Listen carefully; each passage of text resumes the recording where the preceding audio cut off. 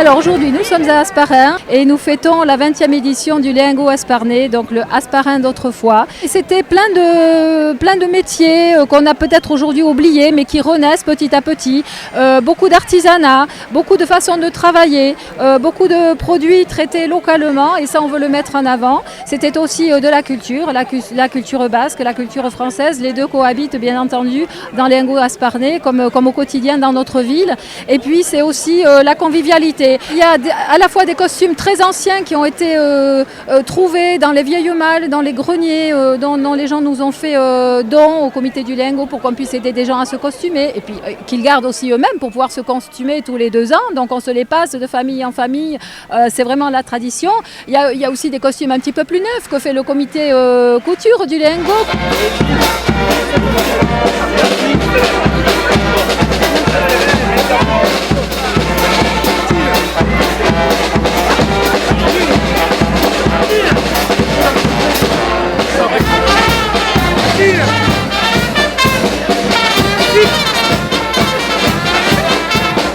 De Léingot Hasparnais, c'est la noce basque telle qu'elle se vivait autrefois, avec, bon là elle est un petit peu agrémentée avec des choses d'apparat, mais en tout cas les mariés, la dot de la mariée sur la charrue traînée par les bœufs, le cortège qui suit avec les proches, les amis, les voisins.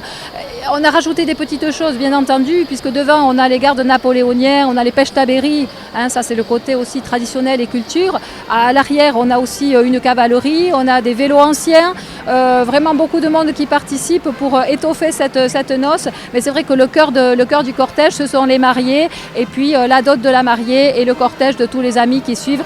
Costumés bien entendu parce que c'est la condition aussi, avec les calèches aussi qui suivent en transportant les petits-enfants. Voilà, pour la journée, pour le passage à la mairie et pour le passage ensuite à l'église. Et on se retrouve après sur le fronton pour le tour d'honneur avant que ne se termine la journée, mais ce sera très tard, ce sera au-delà de minuit.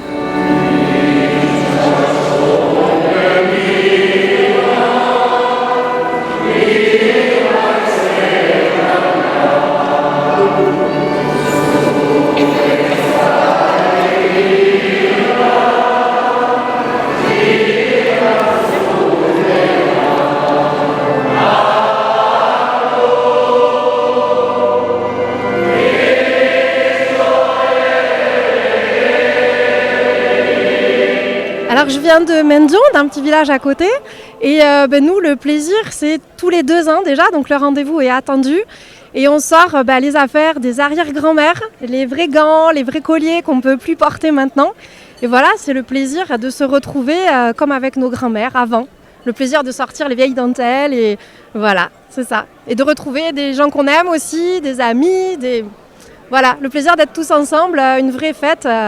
Et encore plus attendue puisqu'elle est tous les 2 ans.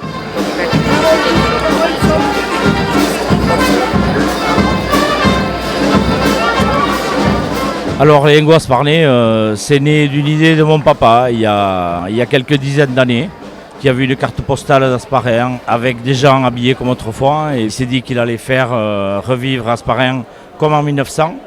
Et là je suis encore plein d'émotions parce que je sors de l'église, j'ai des frissons encore, parce que il m'avait toujours dit que le plus bon moment de Léingot Hasparnais c'était l'entrée à l'église et la sortie, parce que le son des cuivres, tout ce qu'on ressent dans cette église, moi j'en ai encore des frissons. C'est vrai que Léingot Hasparnais c'est un mélange de générations, c'est un mélange de culture et de génération à la fois. Moi j'ai vu des petits enfants aujourd'hui habillés qui buvaient le chakwa, et puis j'ai vu des gens, je ne vais pas dire qu'ils sont vieux, ils sont très âgés, ils ont 80, 85, 90 ans, et ils étaient appuyés sur leur bâton avec leurs enfants aujourd'hui et leurs petits-enfants, et ils étaient contents de se costumer comme autrefois.